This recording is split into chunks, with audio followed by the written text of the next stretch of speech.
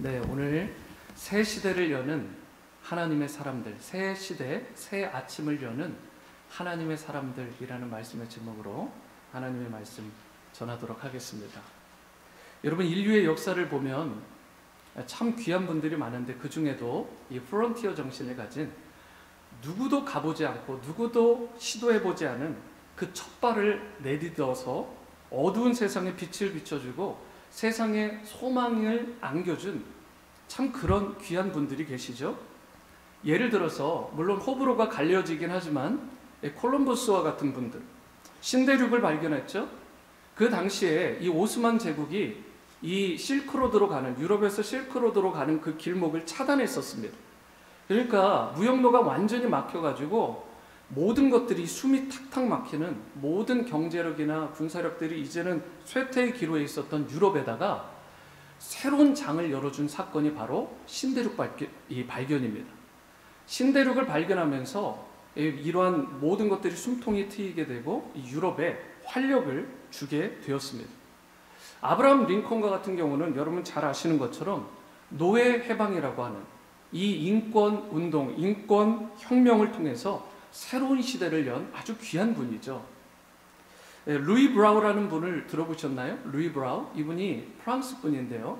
이분은 3살 때 안타깝게도 본인 자체가 실명을 했습니다. 3살에 눈을 보이지 않으니까 얼마나 학습의 기회도 그렇고 여러 가지를 익히는데도 어려웠겠습니까? 그런데도 불구하고 이분이 무엇을 발견했냐면 바로 많은 분들에게, 특별히 소경들에게 희망을 주는 점자를 발견하셨어요. 여러분, 이 일을 통해서 그야말로 시각장애들에게, 그리고 그들의 부모들이나 가족들에게 새로운 삶을 안겨준 분이 바로 이런 분입니다. 한국의 경우에도 위인들이 참 많으시잖아요. 그 중에도 우리가 참, 지금도 제가 이 말을 쓰고 있는데 이게 한글이잖아요. 세종대왕께서 여러분 한글이라고 하는 정말 세계적이고 과학적인 우수한 언어를 창시함으로써 새로운 시대를 열어주신 거예요. 여러분, 이처럼 아무도 가지 않았던 길, 그리고 누구도 감히 열지 못했던 이러한 길들을 활짝 열고 새로운 시대를 열어준 사람들을 바로 우리가 오늘 말씀의 제목처럼 새 시대를 연 인물들, 사람들이다 말할 수 있는 것입니다. 그러나 지금 제가 소개해드렸던 이 인물들 외에도 수많은 위인전에 나올 만한 인물들이 있죠. 그런데 이런 사람들, 이런 경우를 다 합쳐도 도저히 따라갈 수 없고 흉내조차 낼 수 없는 정말 진정한 새 시대를 연 가장 위대한 사건의 주인공이 계십니다. 바로 그분이 예수 그리스도이십니다. 여러분, 아주 간단하게도 여러분들이 얼마만큼 역사의 주관자 되시고 주인공 되시는지를 심플하게 알 수 있는 게 뭐냐면 자주 사용하시잖아요. 주후 시대, 주전 시대, Before Christ, BC, 아노 도미니, 주후 시대, AD. 여러분, 이것이 바로, 이것을 가른 시점이 바로 예수님이세요. 여러분, 석가도 아니고 마호메트도 아닙니다. 공자도 아니에요. 소크라테스가 아닙니다. 그 사람들은 다 죽고 결국은 예수님의 심판대 앞에서 심판받을 대상들이에요. 하지만 예수님은 I'm the way, 내가 길이다. I'm the way. 내가 길을 만들어내고 내가 먼저 앞서가니까 날 따라와 라고 하지 않고 내 자체가 길이다 라고 선언하신 바로 구원이 되시고 진리가 되시고 생명 그 자체가 되시고 길 자체가 되시는 바로 그분이 부활하신 예수님이신 것입니다. 여러분, 예수님은 그냥 단순한 한 명의 인생이 아니에요.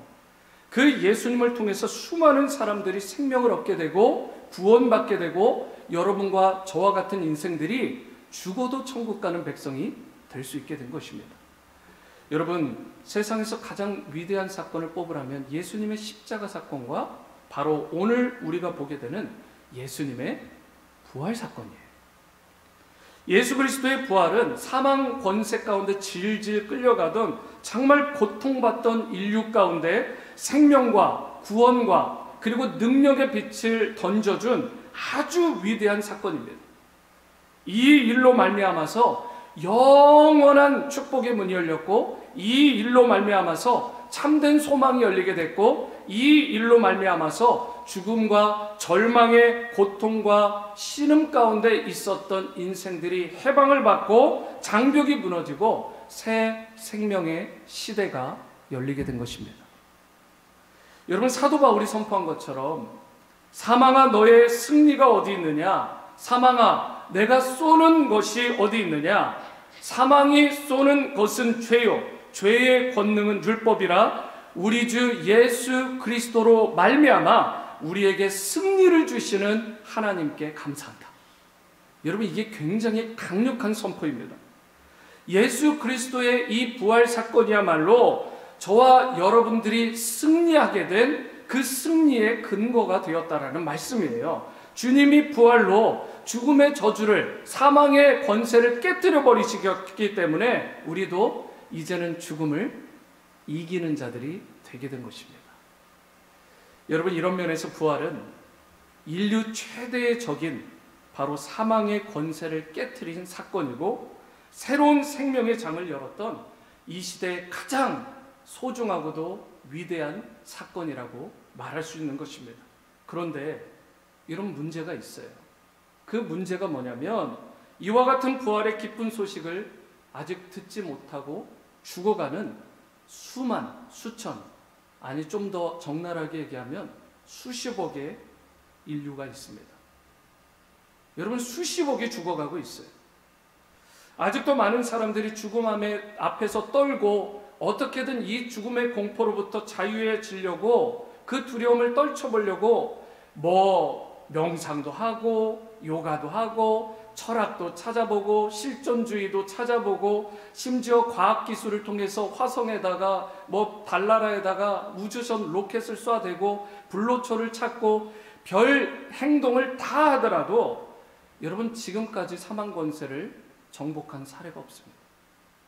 오직 I'm the way, 오직 그 길 자체가 되신 그리스도만이 사망 권세를 능히 이기시고 저와 여러분들에게 진정한 사망 권세를 깨뜨리시고 자유함과 승리를 주시는 유일한 분이심을 믿을 수 있게 되기를 바랍니다. 여러분, 지금도 죽음을 향해 가는 수많은 자들이 있어요.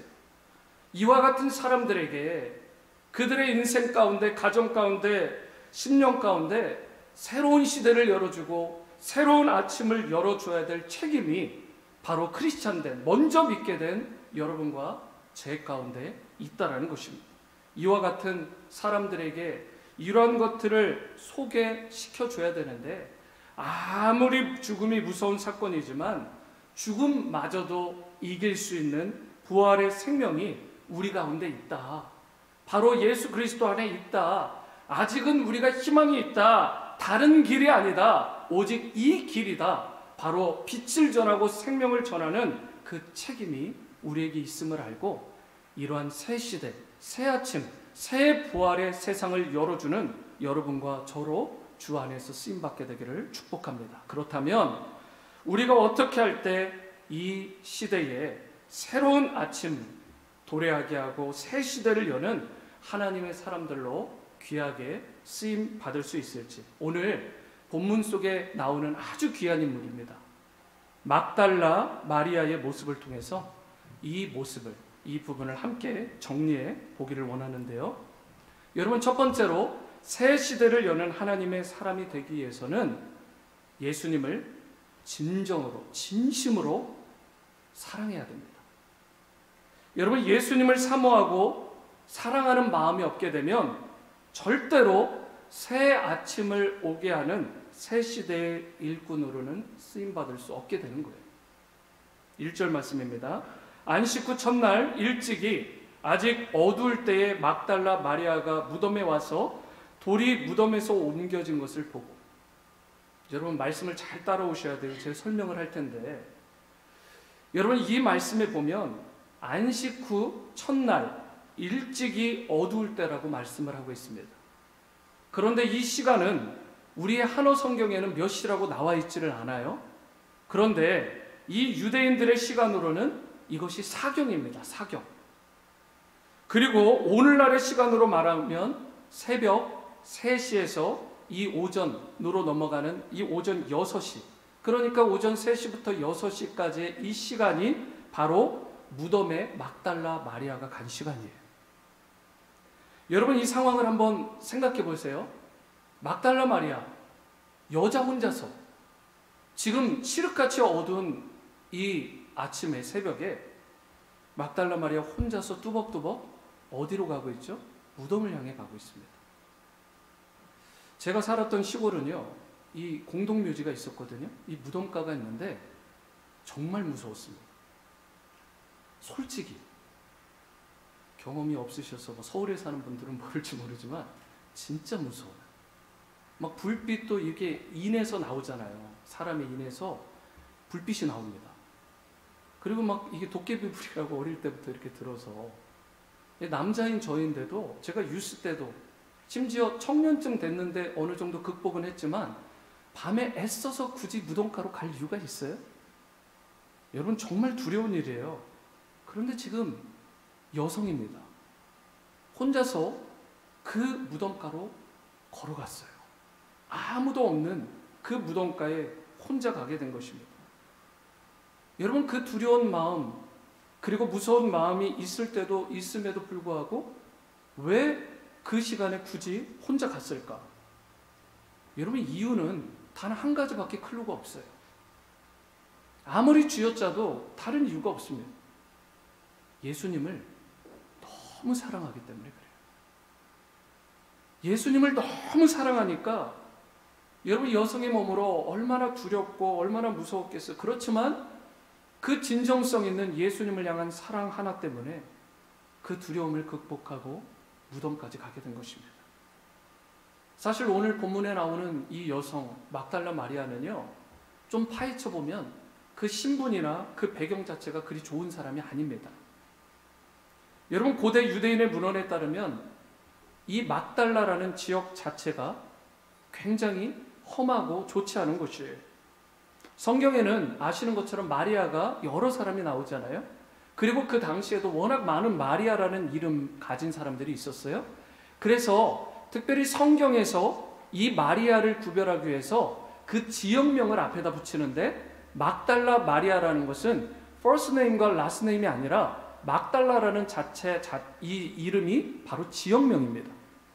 그러니까 막달라에 살고 있는 마리아라는 뜻인데, 유대인들의 그 전승, 이 문헌에 따르면 이 막달라라는 지역은 prostitute, 바로 창기들이 살던 그런 마을로 기록이 되어 있습니다. 가장 누추하고 가장 어쩌면 명예롭지 못한 창기들이 모여서 살던 그런 그런 지역이 바로 막달라였어요. 그런데 그녀의 이름에 막달라 마리아라는 이름이 붙었습니다. 여러분뿐만 아닙니다. 누가복음 8장에 보시면 막달라 마리아는 7 귀신에 들렸던 그런 전력이 있어요. 그랬는데 창기였고, 그리고 7 귀신까지 들렸던 막달라 마리아를 예수님이 만나주셨어요. 여러분, 우리 중에 이거 둘 중에 하나 겪기도 어렵잖아요. 얼마나 인생이 밑바닥입니까? 정말 밑바닥까지 살아본 인생, 정말 소망 없음, 절대 소망 없음의 상황에서 바로 예수님을 만나게 된 거예요. 여러분, 버림받은 인생, 고통받고 신음하던 상처 입었던 그녀를 정말 사람답게 대해주시고, 그리고 인간답게 살 수 있도록 존귀한 자로 회복시켜 주신 예수님, 하나님만이 부어주실 수 있는 그 사랑을 주님께서 바로 그녀에게 듬뿍 부어주신 거예요. 막달라 마리아는 이러한 예수님의 사랑을 결코 잊을 수가 없었던 것입니다. 자기가 태어나서 단 한 번도 받아보지 못했던 그 진정한 사랑을 받게 된 이 막달라 마리아는 그때부터 자기 삶도 달라지게 되고, 삶의 방향과 목적 자체가 완전히 원웨이로 집중이 되어버렸어요. 바로 그것은 예수님을 위해 사는 삶으로 집중을 하게 된 것입니다. 예수님만 바라보고 예수님만 사랑하는 삶. 그래서 막달라 마리아는 예수님께서 십자가에 처형당하시는 그 현장까지 따라간 거예요. 여러분, 이것도 쉽게 넘어갈 수 없는 것이, 예수님이 지금 십자가에 달려 죽으시는 현장에 내가 그를 팔로우하는 사람으로 간다라는 것 자체가 나도 제2, 제3의 십자가형을 받을 수도 있는 사람이 될 수 있다는 위험에 노출된 것입니다. 여러분, 그런데도 막달라 마리아를 보세요. 제자들이 다 도망가고 떠난 상황, 심지어 그런 상황조차도 이 막달라 마리아는 예수님의 십자가 처형 현장까지 왔어요. 여러분, 소위 죽으면 죽으리라는 그 자세로 말 그대로 두려움 없이 그것을 극복하고 예수님께로 나아간 것입니다.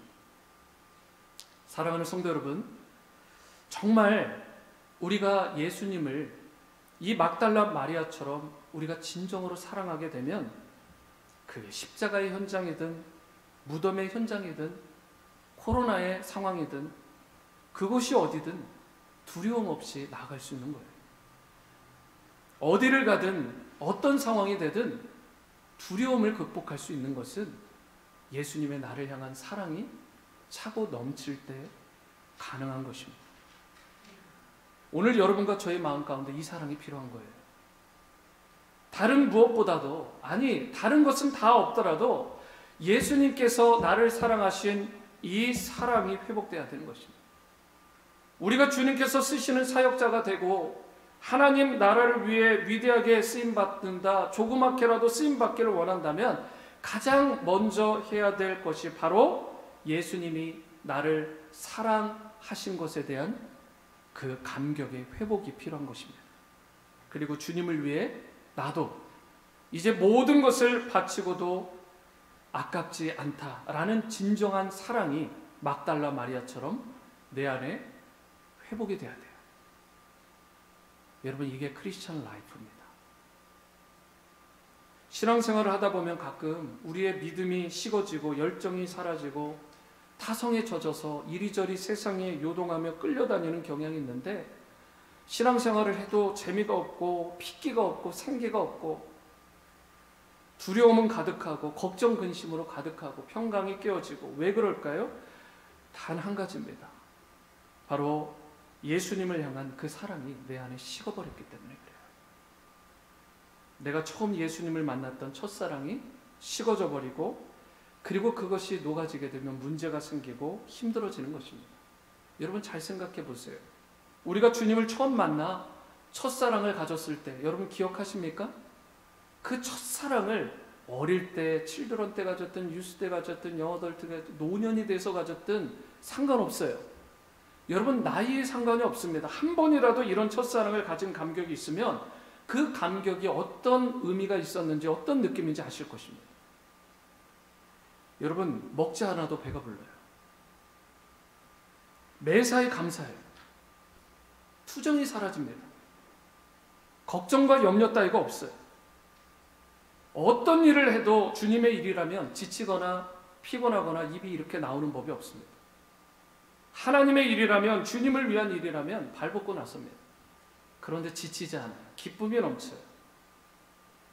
사람들로부터 조롱을 받고 집에서 핍박을 받고 심지어 매를 맞는데도, 호적에서 파겠다고 집에서 쫓아내도요, 괜찮아요. 웃으면서 생글생글 웃으면서 집 나옵니다. 쫓겨나요. 핍박받아요. 여러분, 세상으로부터 손가락질을 받고 직장에서 아무리 별소리를 다 듣고 예수쟁이 하면서 핍박을 해와도, 고가 점수를 안 준다고 해도, 불이익을 주겠다고 해도 괜찮아요. 기쁨으로 감당해요. 오늘 여러분과 저의 마음속에 이 사랑이 회복되어야 됩니다. 예수님을 향한 사랑이 진정으로 회복되어야 바로 주님을 위해 다시금 나를 드릴 수 있게 되고, 기쁨으로 드릴 수 있게 되고, 막달라 마리아처럼 주님께서 쓰셨던 하나님의 사람들처럼 새 시대를 여는 하나님의 사람들로 저와 여러분들이 회복될 수 있게 되는 것입니다. 두 번째는 부활하신 예수님을 만나야 돼요. 부활하신 예수님을 만나지 못하면 절대로 새 시대를 여는 하나님의 사람으로 쓰임받을 수가 없습니다. 여러분, 묻고 싶습니다. 부활하신 예수님을 만나셨습니까? 여러분 11절 말씀을 보시면 마리아는 무덤 밖에 서서 울고 있더니 울면서 어떻게 해요? 구부려서 무덤 안을 들여다보면서 계속 울고 있었어요. 마음이 얼마나 슬펐겠습니까? 여러분 여기서 막달라 마리아는 심지어 뭐라고 하고 있어요? 두 제자, 10절에도 나오게 되는데 두 제자, 곧 베드로와 요한마저 자신들의 집으로 다 돌아갔는데 계속해서 무덤에 혼자 머물러 있었어요. 대단한 사랑 아닙니까? 여러분 이것이 무엇을 의미하는 것 같으세요? 막달라 마리아가 얼만큼 주님을 향한 사랑과 열망이 컸는지를 보여주고 동시에 이 막달라 마리아나 예수님의 제자들 모두 무엇을 들었냐면 살아생전에 예수님이 살아계셨을 때에 내가 곧 부활할 것이다. 나는 십자가에서 죽임을 당하지만 나는 부활할 거야 라는 것을 계속 얘기하셨어요. 여러분 그런데 그 부활하신 것에 대한 언급을 들었는데 마지막 최후의 보루라고 생각할 만한 베드로와 요한 두 제자마저 무덤을 떠났습니다. 자기 집으로 갔어요. 이런 면에서 보면 여성분들이 정말 대단한 것 같아요. 믿음이 얼마나 순수합니까? 마음이 아팠지만 지금 어쩌면 반신반의할 수도 있어요. 인류 역사상 이런 사례를 본 적이 없으니까 예수님께서 부활하신다라는 말을 들었지만 어쩌면 반신반의했을지 모르지만 어찌되었든 남들은 다 떠났어요. 베드로 요한마저 떠났습니다. 그런데 그 자리에 이름도 어쩌면 빛도 없이 살아가던 창기로 그리고 귀신 들린 자로 살아갔던 이 이름 없던 여인 막달라 마리아만은 그 자리에 앉아 있었습니다. 여러분 왜 그랬을까요? 저는 그녀의 마음 가운데 예수님의 부활에 대한 일말의 희망이 있었다고 믿습니다. 예수님을 만나기 전까지는 떠나지 않겠다라는 그 간절함으로 그 자리에 머물러 있었던 거예요. 여러분 우리가 많은 경우에 보면 야, 좀 안 된다 싶으면 포기해버리잖아요. 예수님 만나는 것도 성령 체험하는 것도 말씀을 읽다가 그것을 좀 깊이 파보는 것도 기도하는 가운데 1시간을 뚫어보고 2시간을 뚫어보고 금식 기도를 해보고 집회 가운데 날을 세보고 금식 기도원에 들어가가지고 몇 날을 그렇게 하나님 앞에 메어 달리는 그거 안 하고 한 10분 기도하고 한 하루 기도해보고 에이 이번에도 안 되네 그런다 싶으면 포기해버려요. 여러분 그게 진정한 신앙생활일까요? 이런 태도로는 진정으로 예수님을 만날 수가 없습니다.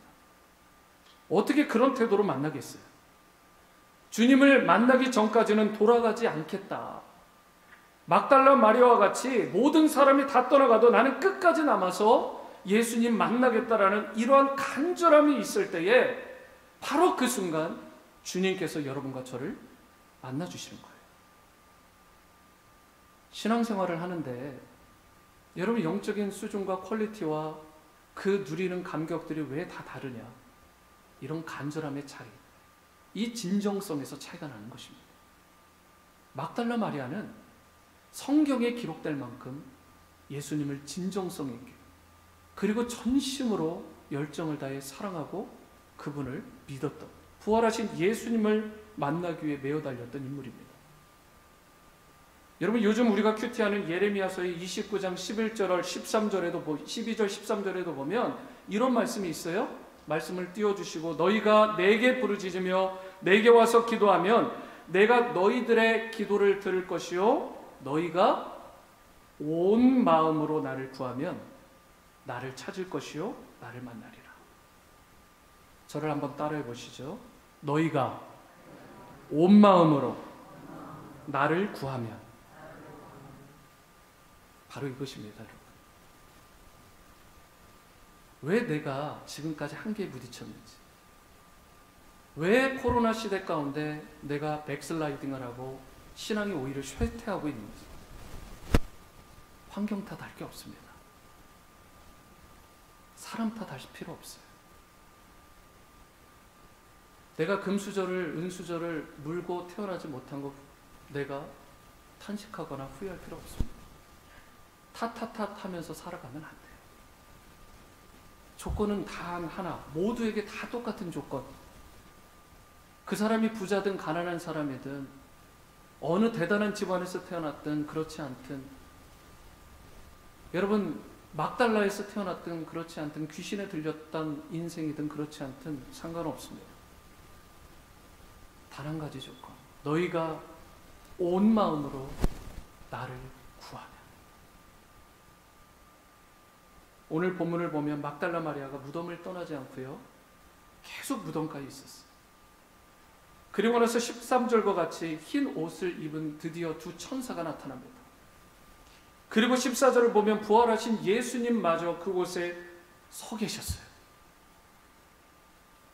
여러분, 예수님의 부활을 가장 먼저 본 것이 어쩌면 세상적으로 가장 하찮은 인생에 속할 만한 막달라였습니다. 그의 인생이 부활하신 베드로도 아니고 요한도 아닙니다. 그 대단해 보이는 제사장도 서기관도 여러분 예언가들도 아니었어요. 왕도 아닙니다. 막달라 마리아였어요. 예수님은 막달라 마리아를 그렇게 간절히 찾는, 전심으로 자신을 구하는 그에게 가장 먼저 자신을 보여주셨습니다. 그때 마리아가 뒤를 돌이켜 보았는데 재밌는 건 동산지기로 알았지 부활하신 예수님인 줄 몰라봤다, 그렇게 이야기를 합니다. 이 말은 예수님, 이 부활하신 예수님께서는 너무 영광된 몸으로 부활하셨기 때문에, 완전히 다른 몸으로 부활하셨기 때문에 마리아가 예수님을 제대로 알아보지 못한 거예요. 여러분, 그런데 16절 말씀을 보세요. 예수께서 마리아야 하시거늘 마리아가 돌이켜 히브리 말로 라보니 하니 이는 선생님이라 라고 하니까, 여러분 모습만으로는 예수님인지 알아보지 못했지만 음성은 잊지 못한 거예요. 부활하신 예수님의 음성은 그대로였어요. 여러분, 그렇게도 사랑하고 그렇게도 애틋하게 기다리고 그렇게 사모했던 주님의 목소리를 그녀가 어떻게 잊어버렸겠습니까? 예수님께서 그녀의 이름을 부르시니까 부활하신 예수님을 그때 단번에 알아본 것입니다. 여러분, 이처럼 여러분과 제가 부활하신 예수님을 제대로 만나길 원한다면 먼저 내 마음의 문을 활짝 열고 막달라 마리아처럼 그분을 간절히 사모하되 그분을 맞이하고 초청하고 받아들여야 되는 것입니다. 바로 그 순간 부활의 주님이 내 안에서 보이고 역사하시고, 그리고 나를 회복시키시고 나를 새 시대를 여는 하나님의 사람으로 세워주시는 것입니다. 여러분, 이런 면에서 신앙생활이라는 건 참 신비로운 거예요. 저는 그래서 신앙이 참 좋습니다. 과학적인 수준, 문학적인 수준, 철학적인 수준이라면 전 예수님 안 믿을 것 같아요. 여러분, 참 신비로운 거잖아요. 어떤 사람들은 믿음을 설명할 때조차 논리적으로, 과학적으로 설명하려고 하고 체계적으로, 합리적으로, 이성적으로 설명하려고 해요. 저도 한때, 지금도 그렇지만 청년 사역을 이렇게 많이 할 때 보면 이 청년들은 이성이 발달되어 있잖아요. 그래서 그쪽에 관련된 서적들 논리적으로 잘 준비되고 변증학에 대한 부분들도 많이 연구를 했습니다. 그래서 청년들하고 이렇게 신방하고 또 대화하고 그러면 소개하기가 참 좋죠. 그런데 솔직한 고백인데 한계가 있어요. 그걸로 믿음이 들어가는 게 아닙니다. 아무리 이성적이고 합리적이고 체계적으로 그게 일부는 도움이 될지 모르지만 믿음이라는 프로세스는 다른 영역이에요. 신앙이 그래서 신비로운 것입니다. 체계적으로 설명을 해도, 과학적으로 설명을 해도 안 믿을 사람은 안 믿어요. 여러분, 하지만 누군가에 대해서 이 예수님에 대해 소개를 받은 후에 그 사람의 심령을 진짜 변화시킬 수 있는 것은 성경은 과학이다, 이성이다, 문학이다, 철학이다 말하지 않아요. 뭐라고 얘기하시냐면 성령이시다, 이렇게 이야기를 합니다. 성령께서 믿게 하시는 거예요.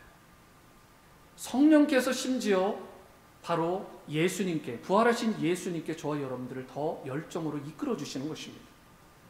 요한복음 3장에 보면 예수님께서 니고데모에게 born again, 거듭남에 대한 부분을 설명하시면서 3장 5절에 이렇게 말씀하시죠. 사람이 물과 성령으로 나지 아니하면, 물과 성령으로 나지 아니하면 하나님의 나라에 들어갈 수 없다. 성령께서 한 인생 그리고 여러 인류를 하나님께서 거듭나게 하시는 것입니다. 성령을 빼놓고 과학으로요, 이성으로요, 의료로요, 여러분 구원의 역사, 생명의 역사는 일어나지 않습니다. 신앙은 신비입니다.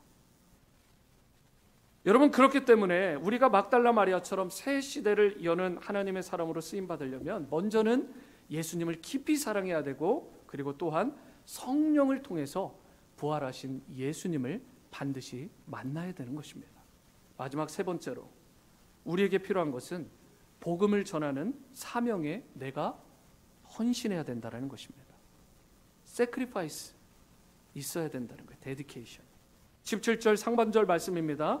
예수께서 이르시되 나를 붙잡지 말라. 내가 아직 아버지께로 올라가지 아니하노라. 왜 예수님께서 막달라 마리아에게 자신을 좀 붙잡지 마라, 귀찮아서 그렇게 얘기했을까요? 그런 말이 아니라, 여러분 아마도 마리아는 얼마나 놀랐겠습니까? 정말 부활하신 예수님을 만난 기쁨이 너무 커서 그 앞에 그냥 엎드렸을 거예요. 이런 일들이 인류 역사에 있지도 않았고, 그리고 자신이 믿었던 이 예수님은 보통 분이 아니다라는 걸 알고 있었습니다. 그런데 부활하신 예수님으로 자기 앞에 와 있을 때 워십했을 거예요. 경배했을 것입니다. 그러면서 예전의 그 모습처럼 예수님의 발 앞에 자신의 머리를 숙이고 발을 붙잡았을 거예요. 여러분, 그럴 때 예수님께서 나를 좀 붙잡지 마라 라고 말씀하시면서 내가 아직 아버지께로 올라가지 않았다, 이렇게 말을 합니다. 여러분, 그런데 여기서 나를 붙잡지 말라라는 것은 헬라어에 보면 여러 시제들, 용법들이 있는데 이것이 바로 현재 명령형입니다. 현재 명령형의 특징은 뭐냐면 어떤 행동을 계속 하지 못하게 할 때, 일회성은 괜찮아요. 하지만 그것이 컨티뉴하게 계속해서 일어나지 못하게, 한 번 붙잡는 건 오케이. 하지만 나를 계속해서 붙잡고 있는 것은 스탑해라. 영어로 보니까 이런 말이에요. Do not touch me. 나를 터치하지 마라, 만지지 마라, 이 말이 아니라 Stop touching me. 나를 계속해서 만지고 있지는 말아라. 계속해서 나를 붙들고 있지만은 말아라, 이 뜻입니다. 왜냐하면 막달라 마리아가 부활하신 예수님을 보고 너무나 감격해가지고 너무 좋아가지고 계속 붙잡고 있었는데, 무덤입니다. 장소가 무덤 안에서 계속 나를 붙들고 계속 이 자리에만 있게 되면 어떻게 하느냐라는 것입니다. 예수님을 만났으면 이제 그 부활하신 예수님을 만난 그 사실을, 그 진리를 빨리 내려가서 제자들에게, 그리고 사람들에게, 세상에 전해야 하는데, 그 기쁜 소식은 전하지 않고 내 발만 붙잡고 있으면 어떡하니? 이렇게 사랑의 말로 타이르면서 말씀하신 것이죠. 재미있는 건, 여러분 윌리엄 바클레이라고 하는 주석가가 이 부분을 해석을 이렇게 했어요. 새로운 인사이트를 주는 내용인데 이런 말로 번역을 했습니다. 네가입니다. 내가 계속해서 너무 오랫동안 예배하는데 시간을 보내지 말아라. 내가 나를 만난 기쁨은 이해하지만 무덤 안에서 나를 계속해서 예배만, 경배만 하고 있으면 되겠느냐? 이제 가서 이 복음의 기쁜 소식을 전하는 자가 되어라. 여러분, 이거를 또 이해하려면 우리가 예수님을 만나면 정말 좋잖아요. 예수님을 만난 이 사실, 그리고 그분과 그 임재 안에 거하는 게 얼마나 좋아요. 예배 가운데 감격하고 회복의 역사가 일어나잖아요. 여러분, 그래서 너무 좋은 거예요. 그런데 예수님이 좋다고 해서 계속 예수님만 붙잡고 아무런 복음 증거도 없이 어떠한 사명의 헌신도 희생도 하지 않고 계속 예배하는 것에만 머물러 있지 말아라.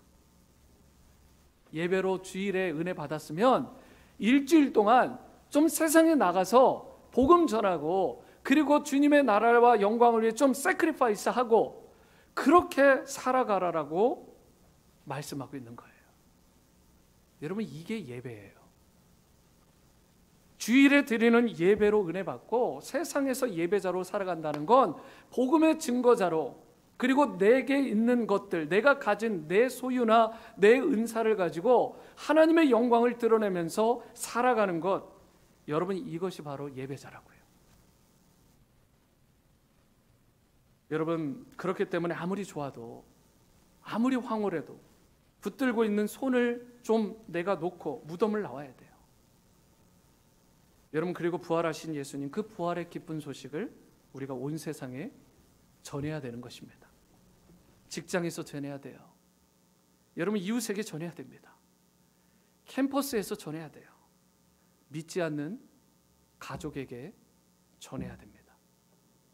여러분 하나님의 교회가 교회다워지고 예수님을 믿는 성도가 성도다워지려면 어떻게 해야 되느냐? 여러분 바로 이 복음을 전하는 사명을 아름답게 감당해야 되는 것입니다. 예배 가운데 은혜를 충만히 받아야 돼요.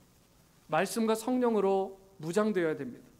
성도 간의 사랑의 교제와 격려로 아름답게 서로를 세우고 세임도 얻고 위로도 받고, 위로 여러분 격려 좋죠. 그런데 일평생 신앙생활을 뚜껑을 열어보니까, 다 정산을 해보니까 맨날 위로만 받고자 했던, 내가 무언가 은혜만 받고자 했던 것으로 끝나지는 않았는지, 여러분 그것으로 끝나면 안 돼요. 성경은, 그리고 주님은 지금 그렇게 말씀하십니다. 고, 가라.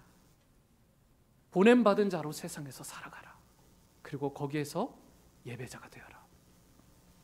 예수님의 십자가 사랑과 부활의 기쁜 소식을 All Nations, 우리 교회 이름이죠. All Nations, 열방에 전해야 한다.